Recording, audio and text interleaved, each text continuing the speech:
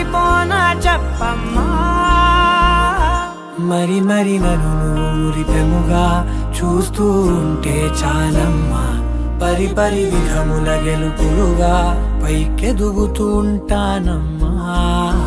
అయినా సరే నాటికి ఉంటాను నీ పాపాయినై. నిన్నొదిలెంతగా ఎదగాలనుకోనే. నిజగరి మగా